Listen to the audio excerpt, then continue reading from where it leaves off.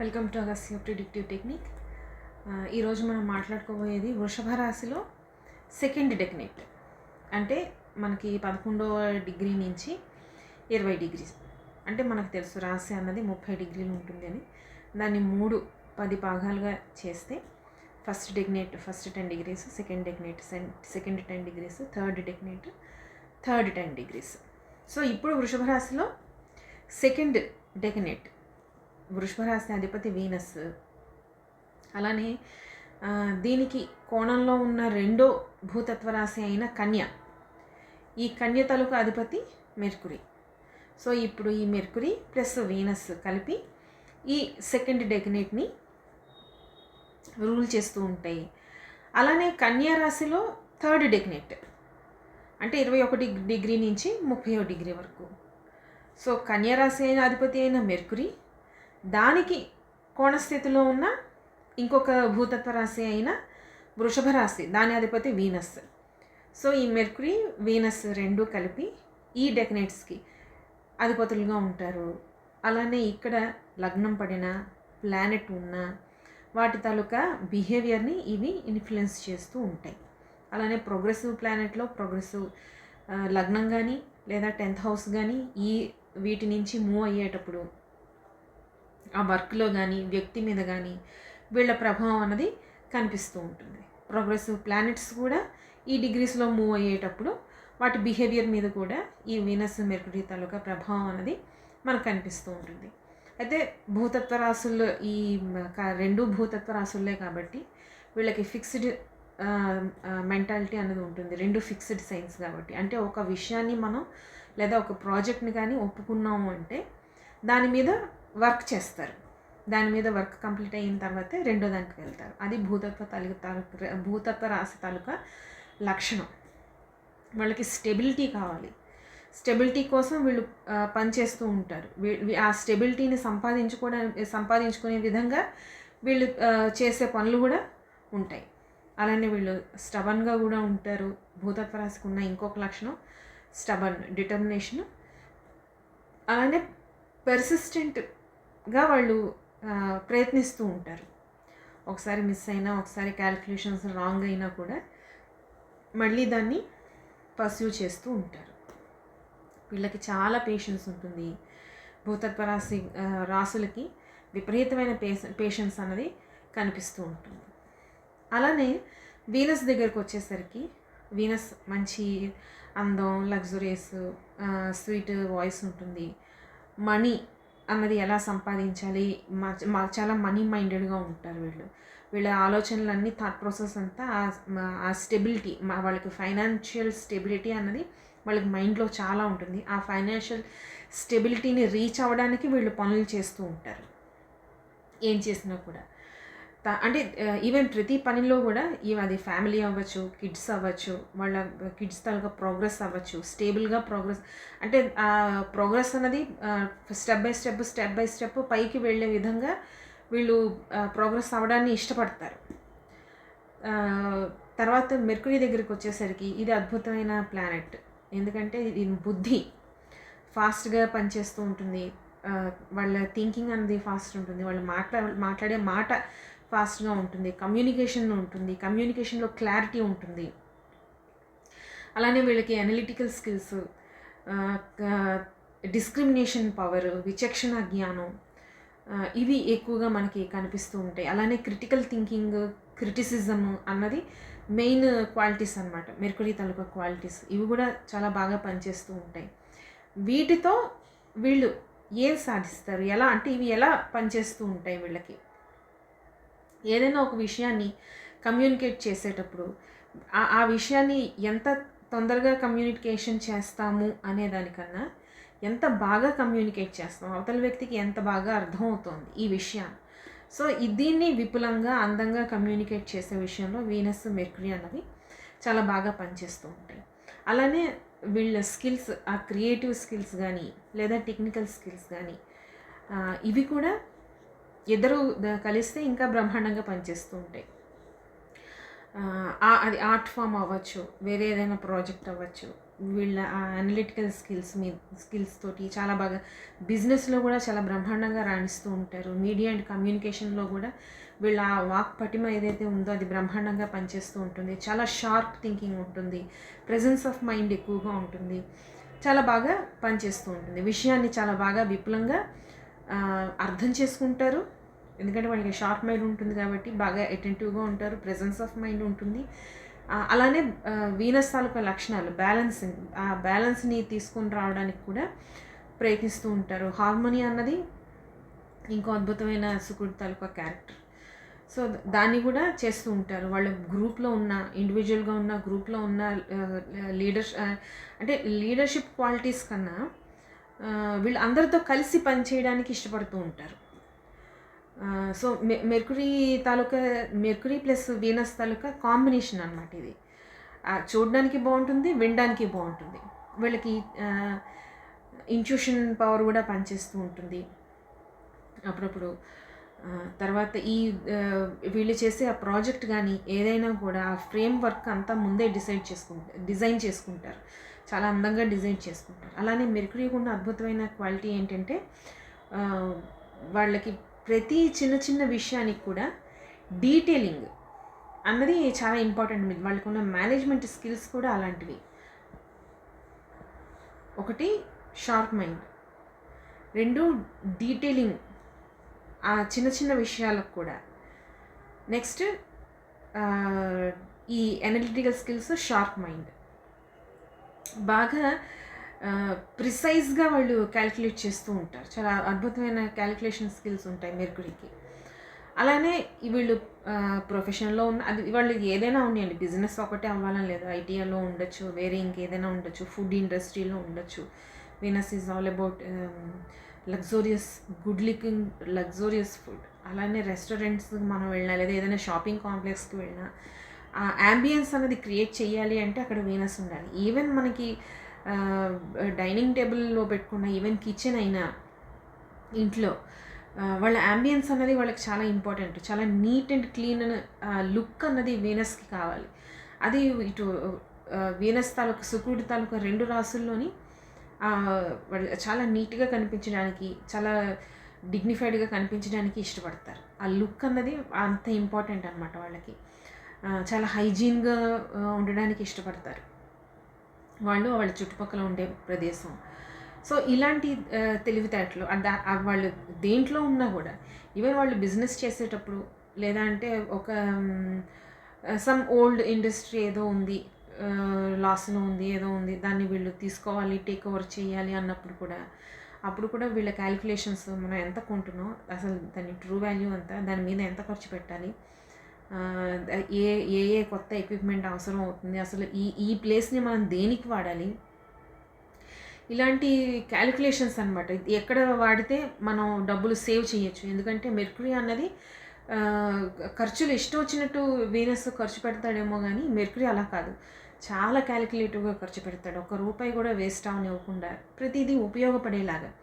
ఎందుకంటే మనం కన్యరాశి గురించి చెప్పుకున్నప్పుడు అక్కడ మనం చెప్పుకున్నాం, ప్రకృతి గురించి మాట్లాడుకున్నాం. కన్య అంటే ప్రకృతి, స్త్రీతత్వం.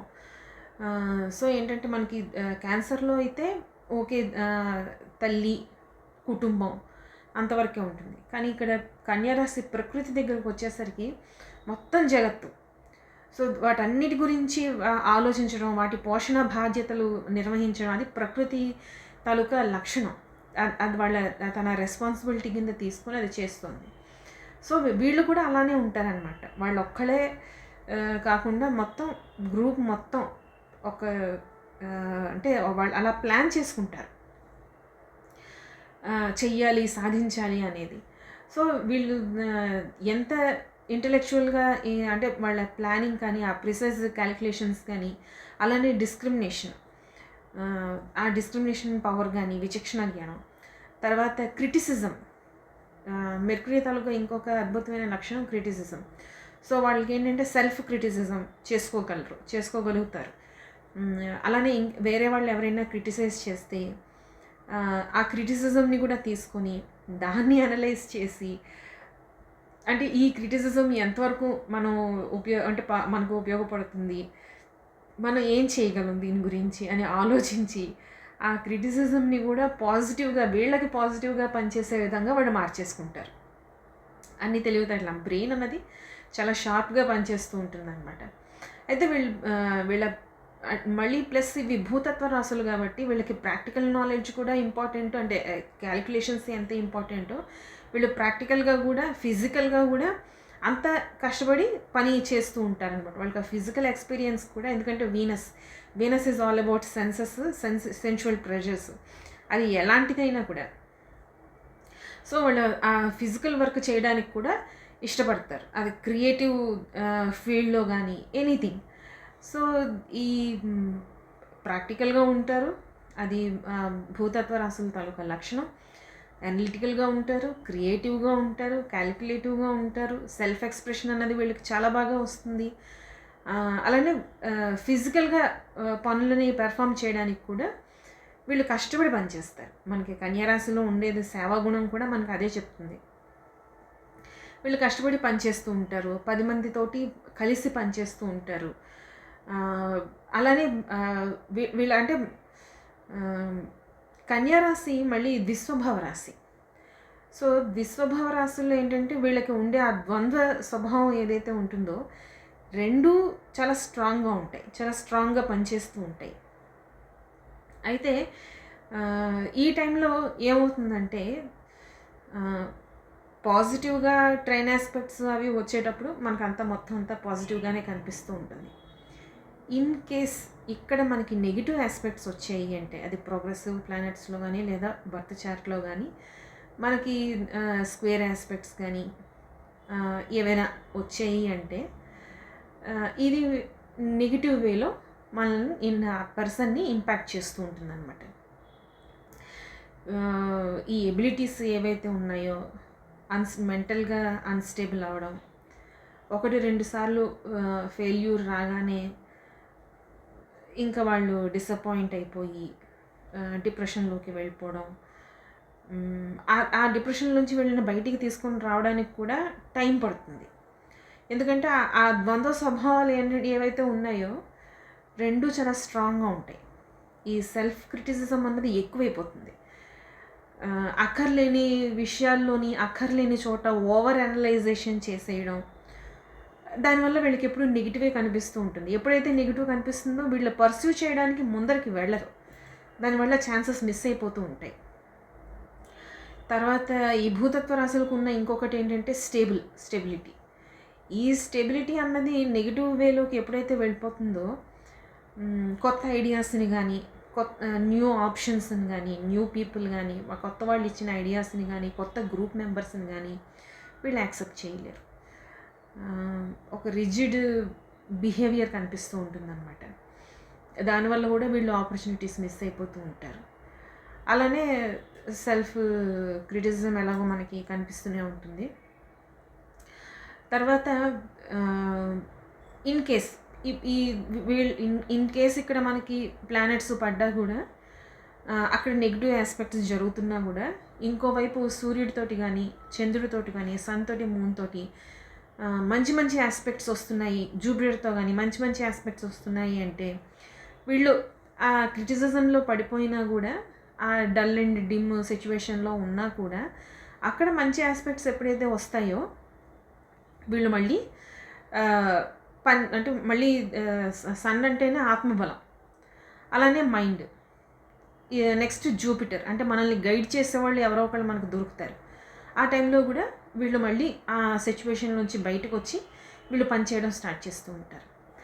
అలానే కొన్నిసార్లు ఏమవుతుందంటే ఈ టైం స్పెషల్గా కన్యారాశి వాళ్ళకి ఏంటంటే మెర్కురీ దీని అధిపతి అంటే బుద్ధి, దీన్ని మనం కంట్రోల్ చేయడం అంటే వాళ్ళకి ఇష్టం లేని పని వాళ్ళ చేత బలవంతంగా చేయించడం అన్నమాట. అది మామూలుగా కూడా that is a very wrong thing. పక్క వాళ్ళకి ఇష్టం లేని పని వాళ్ళ చేత బలవంతంగా చేయించడం. కానీ వీళ్ళతో ఏంటంటే వాళ్ళు అస్సలు చేయలేరు, వాళ్ళకి ఫ్రీడమ్ కావాలి. వీళ్ళకి ఆ బుద్ధి అంటే అక్కడ ఫ్రీడమ్ కావాలి. దాన్ని మనం కంట్రోల్ చేసి ఈ సర్కిల్ గీసి నువ్వు ఇంతే ఆలోచించు, నువ్వు ఇంతే ప్లాన్ చెయ్యి అంటే అది కుదరదు. అది ప్లానింగ్ కానీ క్రియేటివ్ థింకింగ్ కానీ అనలైజ్ చేయడానికి కానీ వాళ్ళకి ఫ్రీడమ్ కావాలి. సో ఆ ఫ్రీడమ్ లేనప్పుడు వీళ్ళు చిన్నపాటి పని కూడా చేయలేరు. సో దానివల్ల ఏంటంటే ఇక్కడ ప్లానెట్స్ ఉండేటప్పుడు పిల్లలకి కానీ పెద్దవాళ్ళకి కానీ ఈవెన్ ఉద్యోగాలు చేసే వాళ్ళకి కానీ ఎవరికైనా కూడా మీకు నచ్చింది మీరు చేయండి, మీకు నచ్చిన వేలో మీరు వెళ్ళండి, మీకు నచ్చిన కోర్సులు మీరు చదవండి అని వాళ్ళకి ఆ ఫ్రీడమ్ వాళ్ళకి ఇచ్చేయాలి. ఇస్తేనే వాళ్ళు చేయగలుగుతారు, లేకపోతే ఇంకా ఫుల్ ఫెయిల్యూర్ అనమాట. కొంతమంది అయితే తల్లిదండ్రులు కొంచెం బలవంతం చేసి దీంట్లోకి వెళ్ళు దాంట్లోకి వెళ్ళు అంటే అట్లీస్ట్ వాళ్ళు పాస్ మార్కులు తెచ్చుకొని పాస్ అయినా అవుతారు. వీళ్ళు అది కూడా అవ్వలేరు, ఫెయిల్ అయిపోతారు కంప్లీట్గా. ఎందుకంటే ఇంకా నేను చెయ్యలేను అని చేతులు ఎత్తేస్తారు. అలా ఉంటుందన్నమాట. సో వాళ్ళకి నచ్చిన దాంట్లో వాళ్ళు వెళ్తేనే వాళ్ళు బ్రహ్మాండంగా సక్సెస్ వస్తుంది. సో మంచి తెలివితేటలని ప్రదర్శించే ఫ్రీడమ్ వాళ్ళకి దొరుకుతుంది కాబట్టి వాళ్ళకి ఆ లైనే కరెక్ట్, అలా ఉండడమే కరెక్ట్. తర్వాత ఇంకా నెగిటివ్గా పనిచేస్తుంది అంటే వీళ్ళకి సెల్ఫ్ బోస్టింగ్ ఎక్కువ ఉంటుంది, వాళ్ళని వాళ్ళే పొగిడేసుకుంటూ ఉంటారు. క్రిటిసిజం వాళ్ళని వాళ్ళు క్రిటిసైజ్ చేసుకోకుండా పక్క వాళ్ళని క్రిటిసైజ్ చేస్తూ ఉంటారు, నస పెడుతూ ఉంటారు అనమాట. ప్రతి దాంట్లోనే తప్పులు ఎంచుతూ ఉంటారు, అక్కర్లేని చోట కూడా అనలైజ్ చేస్తూ ఉంటారు. బాగా డిస్క్రిమినేషన్ అనేది పక్క వాళ్ళ మీద యూజ్ చేస్తూ ఉంటారు, ఇన్సల్టింగ్గా మాట్లాడతారు, వాళ్ళ కమ్యూనికేషన్ కూడా వరస్ట్గా తయారవుతుంది. అలానే క్రిటిసిజం అనమాట, ఇంకా అవతల వ్యక్తిని గుచ్చి బాధ పెట్టే విధంగా చాలా దీనిగా బాధగా కలిగే విధంగా మాట్లాడుతూ ఉంటారు. ఇలా కూడా పనిచేస్తూ ఉంటుంది ఒక్కొక్కసారి, అంటే ఓవర్ కాన్ఫిడెన్స్ ఎక్కువైపోతుంది అనమాట వాళ్ళకి. సో ఇలా ఉంటుంది. పాజిటివ్గా పనిచేస్తే ఒక రకంగా ఉంటుంది, నెగిటివ్గా పనిచేస్తే ఇంకో రకంగా ఉంటుంది. సో అలాంటప్పుడు ఏంటంటే మనం చార్ట్ అనేది ఫుల్ చార్ట్ రీడింగ్లో మిగిలిన ప్లానెట్స్ ఎలా పనిచేస్తున్నాయి, ఏ పీరియడ్ అయితే వీళ్ళకి బాగుంటుంది, ఏ పీరియడ్ కొంచెం డల్గా డిమ్గా ఉంటారు అన్నది మనం వాళ్ళకి సజెస్ట్ చేయొచ్చు. సో ఇదన్నమాట వీనస్ ప్లస్ మెర్క్యూరీ కలిసి ఈ డిగ్రీస్ని, ఈ భావాల్ని, ఈ రాసుల్లో ఈ డిగ్రీస్ని ప్రభావితం చేసేటప్పుడు వీళ్ళది పాజిటివ్ నెగిటివ్గా ఇలాంటి లక్షణాలు అన్నవి మనకు కనిపిస్తూ ఉంటాయి. సో నెక్స్ట్ మనం వృషభ రాశిలో థర్డ్ డెక్నేట్ గురించి మాట్లాడుకుందాం. Keep watching Agastya predictive technique. Thank you.